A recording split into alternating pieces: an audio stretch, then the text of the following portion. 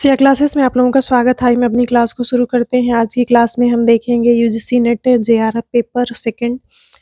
ये home science विषय का है। इसमें प्रीवियस ईयर क्वेश्चन पेपर है। तो आज की क्लास में हम महत्वपूर्ण पीवाईक्यू को देखेंगे जो कि पेपर 2 होम साइंस से संबंधित है। जितने भी होम साइंस के बच्चे हैं ये उनके लिए हेल्पफुल है। तो चलिए हम अपनी क्लास को शुरू करते हैं और महत्वपूर्ण प्रश्नों को देख लेते हैं जो कि प्रीवियस ईयर में पूछे गए हैं। पहला प्रश्न है 73वें संवैधानिक संशोधन अधिनियम ने शक्ति प्रदान की है। ऑप्शन ए है देश में मजबूत एवं जीवंत पंचायती राज संस्थाओं की स्थापना करना। ऑप्शन बी है ग्रामीण क्षेत्रों में रोजगार प्रदान करना। ऑप्शन सी है महिलाओं को कौशल प्रदान करना। ऑप्शन डी है बेघरों को घर देना। तो जो 73वां संवैधानिक संशोधन अधिनियम है उसने किस चीज की शक्ति प्रदान की है? तो ऑप्शन ए आपका करेक्ट हो जाएगा। देश में मजबूत एवं जीवंत पंचायती राज संस्थाओं की स्थापना करने की शक्ति प्रदान की है। अगला प्रश्न है यदि जिला परिषद समय से पहले भंग हो जाती है तो कितने दिनों में आंतरिक चुनाव करना आवश्यक है? ऑप्शन ए है 6 माह। ऑप्शन बी है 1 वर्ष। ऑप्शन सी है 5 वर्ष। ऑप्शन डी है 1 माह। तो इसमें जो आपका सही उत्तर होगा ऑप्शन ए आपका करेक्ट हो जाएगा। यदि जिला परिषद समय से पहले भंग हो जाती है तो कम से कम 6 माह में आंतरिक चुनाव करवा लेना चाहिए, अधिकतम 6 माह में। अगला प्रश्न है एक एनजीओ को बनाने के लिए कितने सदस्यों की आवश्यकता होती है? ऑप्शन ए है 7। ऑप्शन बी है 9। ऑप्शन सी है 11। ऑप्शन डी है 15। तो एक एनजीओ को बनाने के लिए कम से कम 7 सदस्यों की आवश्यकता होती है, इसलिए ये ऑप्शन आपका करेक्ट हो जाएगा। अगला प्रश्न है विश्व बैंक के अनुसार एनजीओ को कितनी श्रेणियों में बांटा गया है? ऑप्शन ए है 2। ऑप्शन बी है 3। ऑप्शन सी है 4। ऑप्शन डी है 5। तो विश्व बैंक के अनुसार एनजीओ को 3 भागों में बांटा गया है, तो इसलिए बी ऑप्शन आपका करेक्ट हो जाएगा। पांचवा प्रश्न है समुदाय आधारित संगठन की प्रकृति है। ऑप्शन ए है स्वैच्छिक। ऑप्शन बी है वैधानिक। ऑप्शन सी है ए और बी दोनों। ऑप्शन डी है इनमें से कोई नहीं। तो जो समुदाय आधारित संगठन की प्रकृति होती है वो आपकी स्वैच्छिक होती है, इसलिए ए ऑप्शन आपका करेक्ट हो जाएगा। अगला प्रश्न है सामुदायिक विकास में लोगों की भागीदारी का क्या अर्थ है? ऑप्शन ए है समस्या समाधान में भागीदारी का क्या अर्थ है? ऑप्शन ए है समस्या समाधान में भागीदारी। ऑप्शन बी है प्रबंधन में भागीदारी। ऑप्शन सी है ए और बी दोनों। ऑप्शन डी है उपरोक्त सभी में से कोई नहीं। तो इसमें जो आपका सही उत्तर होगा जो सामुदायिक विकास में लोगों की भागीदारी का क्या अर्थ होता है, जैसे सारे लोग मिलकर के किसी समस्या समाधान में अपनी सहभागिता को निभाते हैं, इसके साथ ही जितने भी सामुदायिक विकास के कार्यक्रम होते हैं उसके प्रबंधन में भागीदारी प्रदान करते हैं। तो इसलिए ऑप्शन सी आपका करेक्ट हो जाएगा। ए और बी दोनों सही है।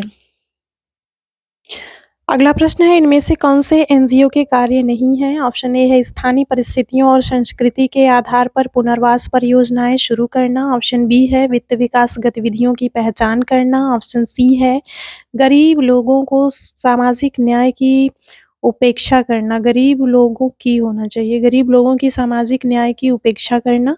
ऑप्शन डी है ग्रामीण हित के मामलों पर राष्ट्रीय स्तर संस्थानों में रुचि। तो इसमें आपका पूछा है कि एनजीओ के कार्य नहीं है। एनजीओ का कार्य मतलब एनजीओ इसमें से कौन सा ऐसा कार्य है जो नहीं करता है? तो इसमें ए ऑप्शन आपका है स्थानीय परिस्थितियों और संस्कृति के आधार पर पुनर्वास और परियोजनाओं का निर्माण, ये तो करता है। वित्त विकास गतिविधियों की पहचान करना, ये भी एनजीओ का काम होता है। गरीब लोगों की होना चाहिए, गरीब लोगों की सामाजिक न्याय की उपेक्षा करना, तो ये आपका नहीं होगा। सी ऑप्शन आपका करेक्ट हो जाएगा। एनजीओ का काम ये नहीं है बल्कि वो क्या करता है, गरीब लोगों को सामाजिक न्याय दिलाने का कार्य करता है, इसलिए सी ऑप्शन आपका करेक्ट हो जाएगा। आठवां प्रश्न है सामाजिक विकास का अर्थ है। ऑप्शन ए है आर्थिक विकास। ऑप्शन बी है सामाजिक विकास। ऑप्शन सी है पूर्ण विकास। ऑप्शन डी है सांस्कृतिक विकास। इसमें जो सामुदायिक विकास का अर्थ होता है वो आपका पूर्ण विकास होता है। जो भी समुदाय से संबंधित व्यक्ति होते हैं उस व्यक्ति का पूर्ण विकास करना होता है। केवल आर्थिक विकास करना नहीं होता, केवल सांस्कृतिक विकास करना भी नहीं होता, केवल सामाजिक विकास नहीं होता है, बल्कि जो सामुदायिक विकास का अर्थ होता है या फिर उद्देश्य होता है वो किसी व्यक्ति का पूर्ण विकास करने का कार्य करता है, तो इसलिए सी ऑप्शन आपका करेक्ट हो जाएगा। अगला प्रश्न है, समुदाय आधारित संगठन किस प्रकार के होते हैं? ऑप्शन ए है औपचारिक संगठन, ऑप्शन बी है अनौपचारिक संगठन, ऑप्शन सी है ए और बी दोनों, ऑप्शन डी है कोई नहीं। तो इसमें जो आपका सही उत्तर होगा, जो सामुदायिक आधारित संगठन होते हैं, वो औपचारिक भी होते हैं, अनौपचारिक भी होते हैं, इसलिए सी ऑप्शन आपका करेक्ट हो जाएगा, ए और बी दोनों। जो सामुदायिक आधारित संगठन होते हैं वो औपचारिक भी होते हैं, अनौपचारिक भी होते हैं, इसलिए सी ऑप्शन आपका करेक्ट हो जाएगा, क्योंकि इसमें दोनों ऑप्शन को समावेशित किया गया है, ए और बी दोनों, तो इसलिए सी ऑप्शन आपका करेक्ट हो जाएगा।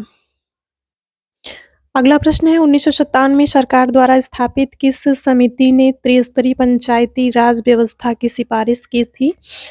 ऑप्शन ए है बलवंत राय मेहता समिति, ऑप्शन बी है अशोक मेहता समिति, ऑप्शन सी है जीवी के राय समिति, ऑप्शन डी है पी के थुंगन समिति। तो इसमें जो आपका करेक्ट ऑप्शन हो जाएगा, ऑप्शन ए आपका करेक्ट हो जाएगा, क्योंकि 1957 में सरकार द्वारा स्थापित किया गया जो त्रिस्तरीय पंचायती राज व्यवस्था थी, वो बलवंत राय मेहता की जो समिति थी, बलवंत राय मेहता के द्वारा जिस समिति का निर्माण किया गया था, उसी के तहत त्रिस्तरीय पंचायती राज की व्यवस्था की गई थी। तो ऑप्शन ए आपका करेक्ट हो जाएगा।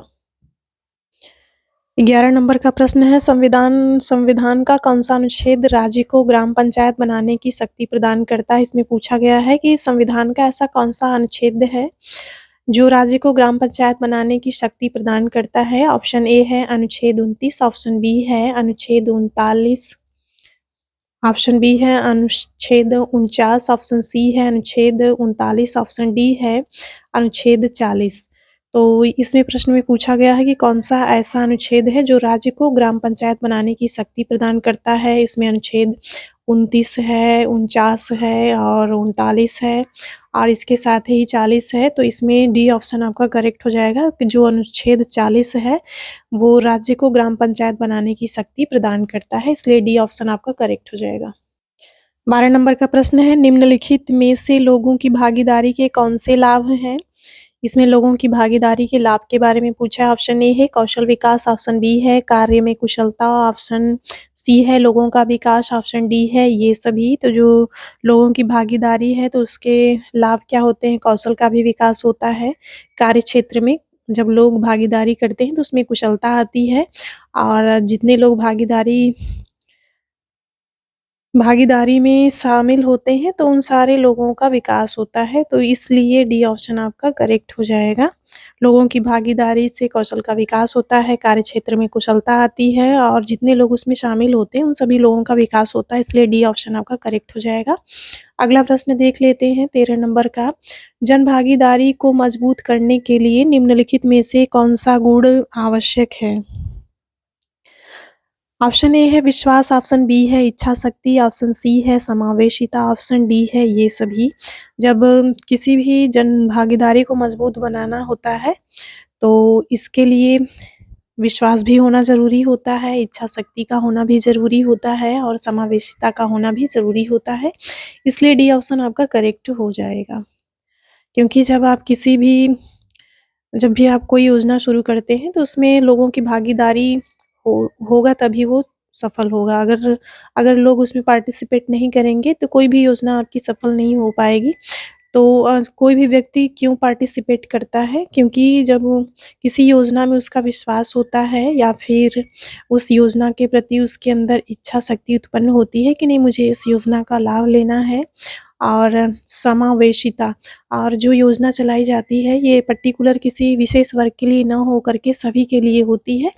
तो इस तरह के जो गुण पाए जाते हैं किसी भी योजना में तो उसमें भागीदारी मजबूत होती है। उसमें उस योजना को बहुत ज़्यादा लोगों के द्वारा सहयोग प्रदान किया जाता है, या बहुत सारे लोग उस योजना में भागीदार बनते हैं, तो इसलिए डी ऑप्शन आपका करेक्ट हो जाएगा। 14 नंबर का प्रश्न है, भागीदारी किन क्षेत्रों में कारगर साबित होती है? ऑप्शन ए है निर्णय लेने में, ऑप्शन बी है आवाज़ उठाने में, ऑप्शन सी है मूल्यांकन में, ऑप्शन डी है ये सभी। तो जो भागीदारी होती है वो किन क्षेत्रों में आवश्यक होती है या फिर कारगर साबित होती है? तो निर्णय लेने में, अगर मान लीजिए कोई समस्या है या फिर कोई योजना है उसके विषय में कोई निर्णय लेना है तब फिर लोगों की भागीदारी आवश्यक होती है। और इसके साथ ही अगर क मान लीजिए किसी का शोषण हो रहा है या फिर कोई समस्या है, तो उसके समाधान के लिए आवाज़ उठाने में भी लोगों की भागीदारी होना आवश्यक है। और किसी भी चीज़ का जब मूल्यांकन करना होता है, मूल्यांकन में कोई योजना है या फिर कोई समस्या है, तो उसके क्या लाभ हैं, क्या हानि है, तो इन सबको जानने के लिए भी मूल्यांकन करने की आवश्यकता होती है, या फिर कोई योजना कितनी सफल है या फिर विफल है, इन सबको जानने के लिए भी लोगों की भागीदारी होना आवश्यक है। तो इसलिए डी ऑप्शन आपका करेक्ट हो जाएगा कि ये सभी भागीदारी किन क्षेत्रों में कारगर होती है? निर्णय लेने के क्षेत्र में भी होती है और आवाज़ उठाने में भी होती है, मूल्यांकन में भी होती है। तो इसलिए डी ऑप्शन आपका करेक्ट हो जाएगा कि ये सभी। मान लीजिए कोई मुद्दा है, कोई एक व्यक्ति आवाज़ उठाता है, तो वो ज़्यादा प्रभावशाली नहीं होता है। जब कई लोग उसमें पार्टिसिपेट करके आवाज़ उठाते हैं, तो वो ज़्यादा प्रभावशाली होता है। और निर्णय लेने की शक्ति, जब कोई निर्णय किसी समूह के द्वारा लिया जाता है, तो वो ज़्यादा प्रभावशाली होता है।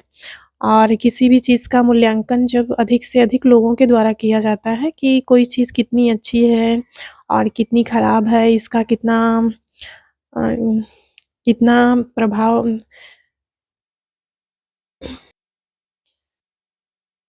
कोई योजना कितनी प्रभावशाली है, कितनी कम प्रभावशाली है, या फिर कोई चीज़ है तो उसमें कितनी सफलता मिल सकती है और कितनी सफलता नहीं मिल सकती है, या फिर नहीं मिल पाती है, उसके क्या-क्या कारण हैं। तो इ इन सबको जानने के लिए मूल्यांकन में लोगों की भागीदारी होना ज़रूरी होता है, तो इसलिए डी ऑप्शन आपका करेक्ट हो जाएगा। अगला प्रश्न है 15 नंबर का, निम्नलिखित में से कौन-सा लाभ लोगों की भागीदारी में नहीं मिलता है? इसमें पूछा गया कि कौन-सा ऐसा लाभ है जो लोगों की भागीदारी में नहीं मिलता है? जब लोग भागीदारी करते हैं तो कौन-सा ऐसा लाभ है जो लोगों को नहीं मिलता है? ऑप्शन ए है भ्रष्टाचार पर नियंत्रण, ऑप्शन बी है विकास का विस्तार, ऑप्शन सी है प्रतिक्रिया की कमी, ऑप्शन डी है जन जागरूकता का विकास। तो जब लोग पार्टिसिपेट करते हैं तो लोगों को क्या लाभ मिलता है? भ्रष्टाचार पर नियंत्रण होता है। जब सारे लोग आवाज़ उठाएँगे तो भ्रष्टाचार पर नियंत्रण होता है, विकास का विस्तार होता है। जब सारे लोग किसी भी चीज़ में या फिर कार्य में भागीदार होते हैं तो उस चीज़ का विकास होता है, ये भी बात सही है। जन जागरूकता का विकास होता है, जब सारे लोग किसी चीज़ से जुड़े रहते हैं, अपनी सहभागिता को सुनिश्चित करते हैं, तो लोगों के अंदर जन जागरूकता आती है।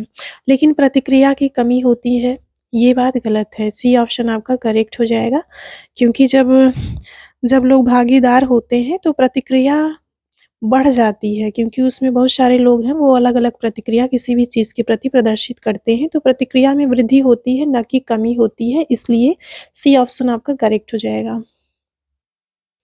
अगला प्रश्न है, निम्नलिखित में से किसे सामुदायिक विकास के हितकारक के रूप में देखा जाता है? तो ऑप्शन ए है बच्चा, ऑप्शन बी है किसान, ऑप्शन सी है महिलाएँ, ऑप्शन डी है सभी। तो जो सामुदायिक विकास के हितधारक के रूप में किन लोगों को देखा जाता है, तो उसमें बच्चे भी शामिल होते हैं, इनके हित को भी ध्यान में रखा जाता है, और किसान के हित को भी ध्यान में रखा जाता है, और महिलाओं के हित को भी ध्यान में रखा जाता है सामुदायिक विकास कार्यक्रम में, तो इसलिए डी ऑप्शन आपका करेक्ट हो जाएगा। अगला प्रश्न है 17 नंबर का, निम्नलिखित में से कौन-सा आंतरिक हितधारक की श्रेणी में शामिल नहीं है? ऑप्शन ए है प्रबंधक, ऑप्शन सी है कर्मचारी, ऑप्शन बी है गरीब लोग, ऑप्शन डी है सरकारी एजेंसियाँ। तो जो आंतरिक हितधारक होते हैं, आंतरिक का मतलब जिनसे लोगों का इंटरनल अटैचमेंट होता है, वो बहुत आंतरिक रूप से एक-दूसरे को जानते हैं, उस हिसाब से काम करते हैं, तो प्रबंधक भी होता है उसमें शामिल, जो कि आंतरिक रूप से कर्मचारियों से जुड़ा हुआ होता है, और जो गरीब लोग भी होते हैं, ये भी आंतरिक रूप से जुड़े हुए होते हैं, लेकिन जो सरकारी एजेंसियाँ होती हैं, ये किसी से आंतरिक रूप से जुड़ी हुई नहीं होती हैं, इसलिए डी ऑप्शन आपका करेक्ट हो जाएगा। 18 नंबर का प्रश्न है, सामुदायिक विकास की दिशा में हितधारकों की पहल लोगों की मदद करती है। सामुदायिक विकास की दिशा में जो हितधारक होते हैं, हितधारक की जो पहल होती है लोगों की मदद करती है, तो किस प्रकार से करती है? ऑप्शन ए है सामाजिक रूप से, ऑप्शन बी है आर्थिक रूप से, ऑप्शन सी है राजनीतिक रूप से, ऑप्शन डी है ये सभी। तो जो सामुदायिक विकास की दिशा में हितधारक की पहल लोगों की मदद करती है, तो मतलब किस रूप में करती है? तो सामुदायिक विकास की दिशा में जो हितधारक पहल होती है, वो लोगों की मदद सामाजिक रूप से भी करती है, आर्थिक रूप से भी करती है और राजनीतिक रूप से भी करती है। तो इसलिए डी ऑप्शन आपका करेक्ट हो जाएगा, ये सभी। 19 नंबर का प्रश्न है, सहभागी अधिगम एवं क्रिया का मुख्य उपयोग क्या है? ऑप्शन ए है समुदाय की स्थिति जानने के लिए, ऑप्शन बी है सामुदायिक विकास में भागीदारी जानना, ऑप्शन सी है लोगों की आय की गणना करना, ऑप्शन डी है केवल ए और बी। तो सहभागी अधिगम एवं क्रिया का मुख्य उपयोग किस लिए किया जाता है? तो जो सहभागी अधिगम एवं क्रिया का उपयोग होता है, वो समुदाय की स्थिति जानने के लिए कि जिस समुदाय में व्यक्ति जा रहा है, वहाँ की स्थिति कैसी है, इसके जानने के लिए भी किया जाता है। सामुदायिक विकास में कितने लोगों की भागीदारी है, ये जानने के लिए भी सहगामी अधिगम एवं क्रिया का मुख्य उपयोग किया जाता है। तो इसलिए आपका जो डी ऑप्शन है वो करेक्ट हो जाएगा। केवल ए और बी सही है, मैं ये सी वाला आपका नहीं है।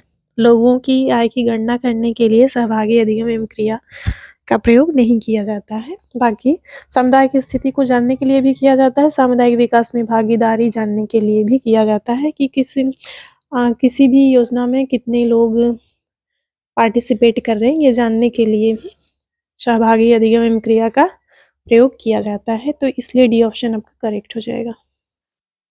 20 नंबर का प्रश्न है, पीएलए को मूल रूप से कहा जाता है। ऑप्शन ए है सिविल सेवा, ऑप्शन बी है सहभागी गांव, ऑप्शन सी है ग्रामीण उपकरण, ऑप्शन डी है एजेंसी। तो पीएलए को मूल रूप से सहभागी गांव कहा जाता है, इसलिए बी ऑप्शन आपका करेक्ट हो जाएगा। 21 नंबर का प्रश्न है, पीएलए का उपयोग किसके लिए किया जाता है? ऑप्शन ए है निगरानी, ऑप्शन बी है मूल्यांकन, ऑप्शन सी है डिजाइनिंग, ऑप्शन डी है ये सभी। जो पीएलए होता है ये निगरानी के लिए भी किया जाता है और मूल्यांकन के लिए भी इसका प्रयोग किया जाता है और डिजाइनिंग के लिए भी पीएलए का उपयोग किया जाता है। तो इसलिए डी ऑप्शन आपका करेक्ट हो जाएगा।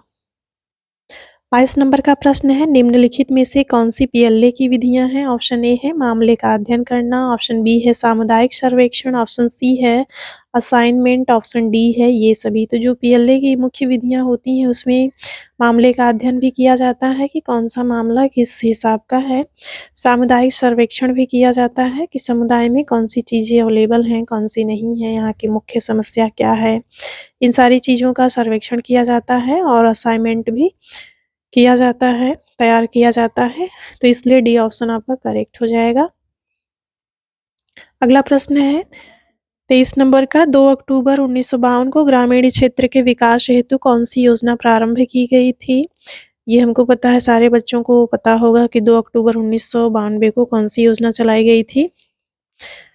ऑप्शन ए है ग्रामीण विकास, ऑप्शन बी है सामाजिक कल्याण, ऑप्शन सी है सामुदायिक विकास, ऑप्शन डी है किफायती आवास। तो 2 अक्टूबर 1992 को ग्रामीण क्षेत्र के विकास के लिए सामुदायिक विकास कार्यक्रम चलाए गए थे, तो इसलिए सी ऑप्शन आपका करेक्ट हो जाएगा।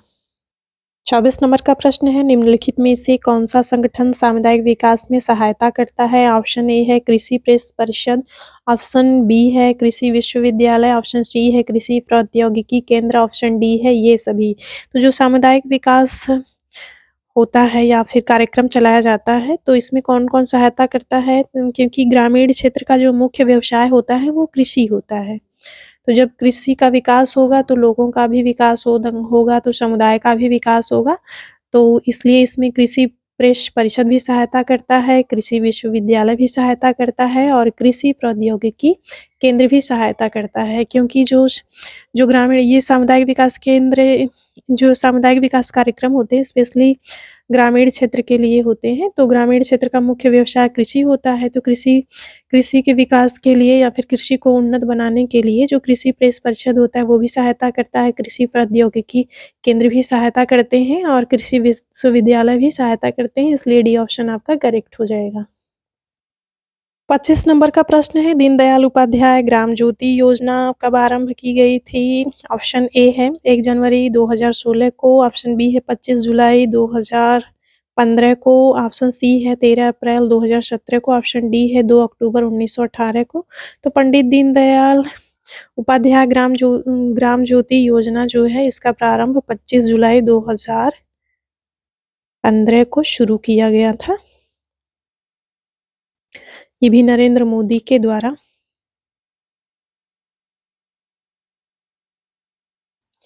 अगला प्रश्न है, सांसद आदर्श ग्राम योजना किसके जन्मदिन पर शुरू की गई थी? तो जो सांसद आदर्श ग्राम योजना है, इसकी शुरुआत 11 अक्टूबर 2014 को नरेंद्र मोदी के द्वारा, प्रधानमंत्री नरेंद्र मोदी जी के द्वारा 11 अक्टूबर 2014 को जयप्रकाश नारायण के जन्मदिन पर प्रारंभ किया गया था या शुरू किया गया था। तो इसलिए आपका ए, बी, सी और डी, तो सी ऑप्शन आपका करेक्ट हो जाएगा। ये जो सांसद आदर्श ग्राम योजना है, इसकी शुरुआत प्रधानमंत्री नरेंद्र मोदी के द्वारा 11 अक्टूबर 2014 को जयप्रकाश नारायण के जन्मदिन पर शुरू किया गया था। तो सी ऑप्शन आपका करेक्ट हो जाएगा। और इसी से मिलता जुलता एक प्रश्न है, मुख्यमंत्री आदर्श ग्राम पंचायत योजना की शुरुआत कब की गई थी? तो जो अगर मान लीजिए इस प्रश्न के स्थान पे अगर इस टाइप का प्रश्न पूछ देगा कि मुख्यमंत्री आदर्श ग्राम पंचायत योजना की शुरुआत कब की गई थी, तो मुख्यमंत्री आदर्श ग्राम पंचायत योजना की शुरुआत आपकी 2016 में की गई थी। 28 नंबर का प्रश्न है, 2010 में भारत सरकार द्वारा शुरू किए गए राष्ट्रीय कौशल विकास मिशन के तहत निम्नलिखित में से कौन से संस्थान शामिल थे? ऑप्शन ए है राष्ट्रीय कौशल विकास निगम, ऑप्शन बी है राष्ट्रीय कौशल विकास एजेंसी, ऑप्शन सी है राष्ट्रीय कौशल विकास ट्रस्ट, ऑप्शन डी है उपरोक्त सभी।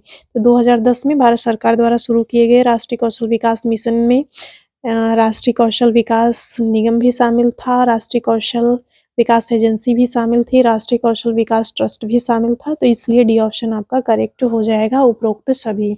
अगले प्रश्न को देख लेते हैं।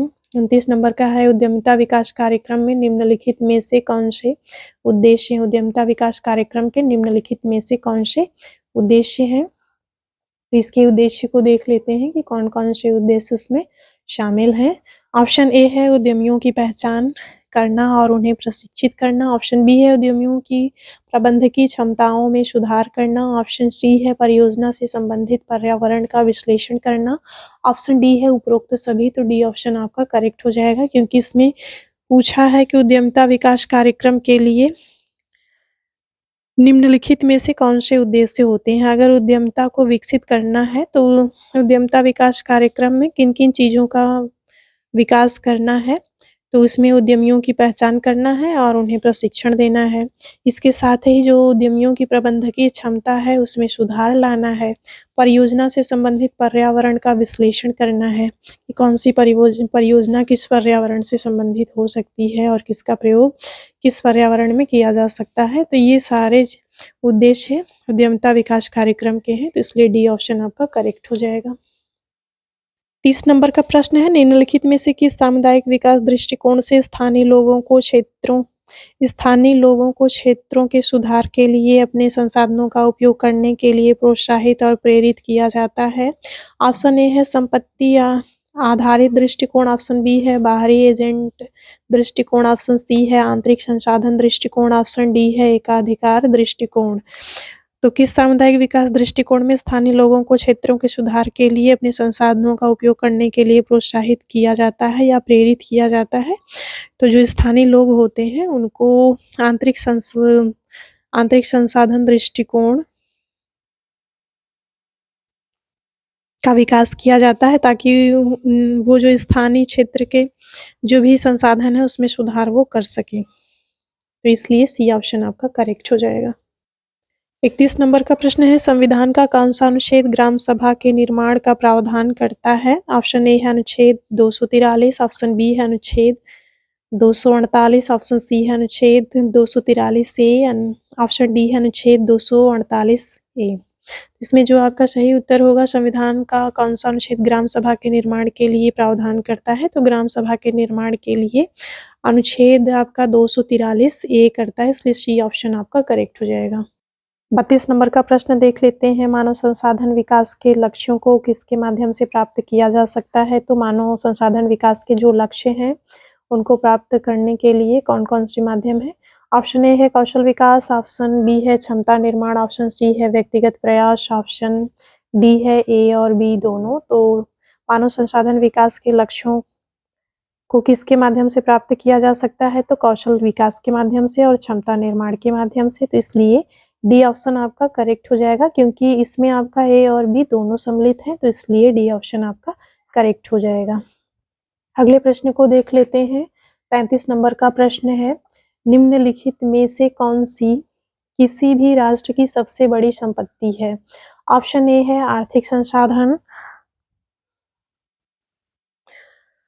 ऑप्शन बी है मानव संसाधन, ऑप्शन सी है सांस्कृतिक संसाधन, ऑप्शन डी है कोई नहीं। तो इसमें जो आपका सही उत्तर होगा, किसी भी राष्ट्र की सबसे बड़ी संपत्ति उसकी मानव संपत्ति क्या होती है? मानव संसाधन होती है, इसलिए बी ऑप्शन आपका करेक्ट हो जाएगा। अगला प्रश्न है 34 नंबर का, भारत में संगठित क्षेत्र में कितने लोग काम करते हैं? ऑप्शन ए है 7 करोड़, ऑप्शन बी है 4 करोड़, ऑप्शन सी है 5 करोड़, ऑप्शन डी है 3.14 करोड़। तो इसमें जो आपका सही उत्तर होगा, डी ऑप्शन आपका करेक्ट हो जाएगा। भारत में जितने भी संगठित क्षेत्र हैं तो उसमें 3.14 करोड़ लोग काम करते हैं, तो इसलिए डी ऑप्शन आपका करेक्ट हो जाएगा। 35 नंबर का प्रश्न है, किस पंचवर्षीय योजना में गैर कृषि क्षेत्र में 5 करोड़ नए रोजगार के अवसर प्रदान किए गए? ऑप्शन ए है 10वीं, ऑप्शन बी है 5वीं, ऑप्शन सी है 11वीं, ऑप्शन डी है 12वीं। तो गैर कृषि क्षेत्र में 5 करोड़ नए रोजगार के अवसर प्रदान किए गए थे। आपके डी ऑप्शन आपका सही हो जाएगा, 12वीं पंचवर्षीय योजना के तहत। 36 नंबर का प्रश्न है, केंद्र सरकार ने किस वर्ष राष्ट्रीय कौशल विकास मिशन को शुरू किया था? ऑप्शन ए है 2010, ऑप्शन बी है 2012, ऑप्शन सी है 2015, ऑप्शन डी है 2016। तो इसमें जो आपका सही उत्तर हो जाएगा, ऑप्शन सी आपका सही हो जाएगा। जो भी कौशल विकास योजना है ये 15 जुलाई 2015 को स्टार्ट किया गया था, तो इसलिए सी ऑप्शन आपका करेक्ट हो जाएगा। जो लोग कौशल विकास योजना के बारे में अच्छे से जानना चाहते हैं वो चैनल पे सर्च करके देख सकते हैं, इसका एक सेपरेट वीडियो है कौशल विकास योजना का। 37 नंबर का प्रश्न है, एक प्रभावशाली नेता के लिए निम्नलिखित में से कौन सी आवश्यक विशेषताएं आवश्यक है? ऑप्शन ए है कौशल और रचनात्मक, ऑप्शन बी है तटस्थ, ऑप्शन सी है आत्मविश्वास, ऑप्शन डी है उपरोक्त सभी। तो एक प्रभावशाली नेता में एक प्रभावशाली जो नेता होता है उसके अंदर कौशल और रचनात्मक विशेषता भी होनी चाहिए और वो तटस्थ होना चाहिए और उस नेता के अंदर आत्मविश्वास भी होना चाहिए, तो इसलिए डी ऑप्शन आपका करेक्ट हो जाएगा। अगला प्रश्न है 38 नंबर, मानव संसाधन के अंतर्गत कोई व्यक्ति दक्ष कैसे बनता है? ऑप्शन ए है शारीरिक रूप से सक्रिय, ऑप्शन बी है मानसिक रूप से सक्रिय, ऑप्शन सी है औद्योगिकी का ज्ञान, ऑप्शन डी है ये सभी। तो मानव संसाधन के अंतर्गत कोई भी व्यक्ति दक्ष तब होता है जब उसका शारीरिक रूप से सक्रिय होता है, मानसिक रूप से सक्रिय होता है और उससे औद्योगिकी का ज्ञान होता है, इसलिए डी ऑप्शन आपका करेक्ट हो जाएगा, ये सभी। 39 नंबर का प्रश्न है, मानव संसाधन विकास का उपयोग किस स्तर पर किया जाता है? ऑप्शन ए है व्यक्तिगत, ऑप्शन बी है मैक्रो, ऑप्शन सी है दोनों ए और बी, ऑप्शन डी है इनमें से कोई नहीं। तो जो मानव संसाधन विकास का उपयोग है यह व्यक्तिगत रूप से भी किया जाता है और माइक्रो रूप से भी किया जाता है। तो ए और बी ऑप्शन आपका सी में सबमिट है, तो इसलिए सी ऑप्शन आपका करेक्ट हो जाएगा। माइक्रो का मतलब बड़े पैमाने पर होता है और व्यक्तिगत का मतलब पर्सनल से होता है। तो मानव संसाधन विकास का उपयोग आप व्यक्तिगत रूप से भी कर सकते हैं और सामूहिक रूप से या फिर बड़े पैमाने पर भी कर सकते हैं, तो इसलिए सी ऑप्शन आपका करेक्ट हो जाएगा, जिसमें ए और बी दोनों ऑप्शन को सम्मिलित किया गया है। 40 नंबर का प्रश्न है, निम्नलिखित में से कौन सी वह प्रक्रिया है जिसके द्वारा किसी व्यक्ति की योग्यता और दक्षता को बढ़ाया जा सकता है? ऑप्शन ए है प्रशिक्षण, ऑप्शन बी है भर्ती, ऑप्शन सी है ए और बी दोनों, ऑप्शन डी है इनमें से कोई नहीं। तो वह कौन सी ऐसी प्रक्रिया है जिसके अंतर्गत व्यक्ति की योग्यता और दक्षता को बढ़ाया जा सकता है? जब हम किसी व्यक्ति को ट्रेनिंग देते हैं तब उसकी योग्यता और दक्षता में वृद्धि हो जाती है, इसलिए ए ऑप्शन आपका करेक्ट हो जाएगा। प्रशिक्षण के द्वारा हम किसी व्यक्ति की योग्यता और दक्षता को बढ़ा सकते हैं। जैसे शुरू में जब कोई साइकिल चलाता है तो वो बार-बार गिरता है, लेकिन अगर 10 दिन वो अच्छे से चलाना अच्छे से वो लगातार मतलब चलाता है, तो वो गिरता नहीं, बहुत अच्छे से मतलब उस कौशल में वो दक्ष हो जाता है। शुरू-शुरू में वो नहीं उसमें उसमें जो है योग्यता नहीं थी साइकिल को चलाने की, लेकिन धीरे-धीरे जब उसको प्रशिक्षण दिया गया, तो प्रशिक्षण के दौरान उसमें दक्षता आ गई। तो ये होता है प्रशिक्षण के द्वारा ही किसी व्यक्ति की योग्यता और दक्षता को बढ़ाया जा सकता है, तो इसलिए ये ऑप्शन आपका करेक्ट हो जाएगा। 41 नंबर का प्रश्न है, निम्नलिखित में से कौन-सा प्रशिक्षण का परिणाम क्या नहीं है? निम्नलिखित में से कौन-सा प्रशिक्षण का परिणाम क्या नहीं है? ऑप्शन ए है कामकाज में सुधार, ऑप्शन बी है मनोबल में कमी, ऑप्शन सी है कार्य लागत में कमी, ऑप्शन डी है उत्पादकता में वृद्धि। जब किसी व्यक्ति को प्रशिक्षण दिया जाता है तो उसके कामकाज में सुधार होता है। जैसे स्टार्टिंग में जब किसी व्यक्ति को साइकिल चलाने का प्रशिक्षण दिया जाता है तो उसमें बहुत ज़्यादा त्रुटि करता है, लेकिन धीरे-धीरे प्रशिक्षण के दौरान जैसे-जैसे प्रशिक्षण का समय बढ़ता है और तो उसको साइकिल चलाने में पहले जो दिक्कत होती थी, परेशानी होती थी और जो कमियाँ थी तो धीरे-धीरे उसमें सुधार हो जाता है। और कार्य लागत में कमी आती है, जो साइकिल चलाने में स्टार्टिंग में बहुत दिक्कत होता था, समय और श्रम की ज़्यादा आवश्यकता होती थी और जब वो चलाना सीख जाता है तो धीरे-धीरे ये जो लागत है उसमें कमी आ जाती कम समय में और कम परिश्रम में वो बहुत अच्छे से साइकिल चला सकता है। उत्पादकता में वृद्धि जब उसमें ट्रेंड हो जाता है तो उसमें उत्पादकता में वृद्धि हो जाती है, वो कई किलोमीटर तक अकेले ही चला सकता है। तो ये तीनों ऑप्शन आपके सही हैं, लेकिन उसके मनोबल में प्रशिक्षण के दौरान कमी नहीं आती है, बल्कि क्या आती है, उसका मनोबल बढ़ जाता है, इसलिए बी ऑप्शन आपका करेक्ट हो जाएगा। इसमें पूछा है क्या नहीं है, तो प्रशिक्षण में आपके मनोबल में वृद्धि होती है, ना कि कमी होती है, इसलिए बी ऑप्शन आपका करेक्ट हो जाएगा।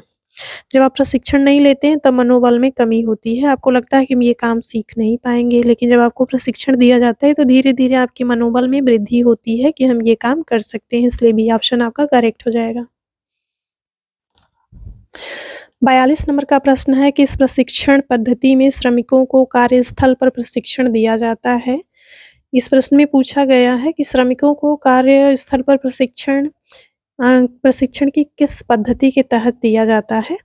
तो ऑप्शन ए है प्रशिक्षण की वेस्टिब्यूल विधि, ऑप्शन बी है प्रशिक्षण की नौकरी विधि पर, ऑप्शन सी है सम्मेलन प्रशिक्षण, ऑप्शन डी है प्रशिक्षण की नौकरी से बाहर की विधि। तो इसमें जो डी ऑप्शन है प्रशिक्षण की नौकरी से बाहर विधि, मतलब नौकरी से बाहर आपको किसी भी प्रकार का प्रशिक्षण नहीं दिया जाएगा सम्मेलन प्रशिक्षण में। ये भी मतलब कार्यस्थल पर आपका प्रशिक्षण नहीं दिया जाता है। प्रशिक्षण की वेस्टिब्यूल इसमें भी कार्यस्थल से दूर आपको प्रशिक्षण दिया जाता है, तो जो प्रशिक्षण की नौकरी विधि है, इसमें आपको कार्यस्थल पर ही प्रशिक्षण दिया जाता है, इसलिए बी ऑप्शन आपका करेक्ट हो जाएगा। 43 नंबर का प्रश्न है विटामिन डी के 3 रूप हैं, ऑप्शन 3 रूप हैं, ये कूट का प्रश्न है, इसको आप लोग ध्यान से देखिएगा। ये यूजी नेट जेआरएफ का फेवरेट होता है, कूट वाला प्रश्न तो पक्का ही पूछता है। कथन वाला और अभिकथन और कारण वाला, इस तरह के प्रश्न उसमें ज़्यादा पूछे जाते हैं। तो चलिए ये कूट वाला प्रश्न इसको देख लेते हैं। विटामिन डी के 3 रूप हैं। पहला है एर्गो कैल्सीफेरॉल, दूसरा है केले कैल्सीफेरॉल, तीसरा है 7 डी हाइड्रो कोलेस्ट्रॉल, चौथा है फाइटो एर्गोस्टेरॉल फाइटो एर्गोस्टेरॉल। इसमें सही कूट का चयन करना है, option A, option B, option C और ऑप्शन डी में कूट को कूटबद्ध किया गया है। ऑप्शन ए में दूसरा, तीसरा, चौथा शामिल है, ऑप्शन बी में पहला, तीसरा, चौथा शामिल है, ऑप्शन सी में पहला, दूसरा और तीसरा शामिल है, ऑप्शन डी में चौथा, दूसरा और पहला शामिल है। तो जो विटामिन डी के 3 रूप होते हैं आपके, एर्गो कैल्सीफेरॉल भी होता है, काले कैल्सीफेरॉल भी होता है और 7 डी हाइड्रो कोलेस्ट्रॉल भी होता है। तो ये तीनों आपके सही हैं, ये भी होता है, ये भी होता है और ये भी होता है। ये आपका नहीं होता है फाइटो एर्गोस्टेरॉल। तो तीनों को हम देख लेते हैं किसमें है, किस कूट में है। तो ये आपका सी नंबर का जो कूट है उसमें पहला, दूसरा और तीसरा है, इसलिए सी ऑप्शन आपका करेक्ट हो जाएगा। 44 नंबर का प्रश्न है, सामान्यतया दृष्टिबाधित व्यक्तियों में दृष्टि तीक्ष्णता कितनी होती है? इस प्रश्न में पूछा गया है कि सामान्यतया दृष्टिबाधित व्यक्ति जो होते हैं उनकी दृष्टि तीक्ष्णता कितनी होती है? ऑप्शन ए है 2/200, ऑप्शन बी है 2/70 की, ऑप्शन सी है 2/100 की, ऑप्शन डी है 20/200 की। फिर से देख लेते हैं ऑप्शन को। ऑप्शन ए है 2/200 की, ऑप्शन बी है 20/70 की, ऑप्शन सी है 20/100 की, ऑप्शन डी है 20/200 की। तो सामान्यतया दृष्टिबाधित व्यक्तियों में जो दृष्टि तीक्ष्णता होती है वो आपकी 20/200 की होती है, इसलिए डी ऑप्शन आपका करेक्ट हो जाएगा। 45 नंबर का प्रश्न है, निम्नलिखित में से कौन से खाद्य पदार्थ लैक्टिक एसिड के खमीरीकरण से बनाए जाते हैं? तो लैक्टिक एसिड के खमीरीकरण से आपके कौन से खाद्य पदार्थ बनाए जाते हैं? बियर, ऑप्शन ए है बियर, ऑप्शन बी है दही, ऑप्शन सी है चीज, ऑप्शन डी है सिरका। तो इसमें जो आपका सही उत्तर होगा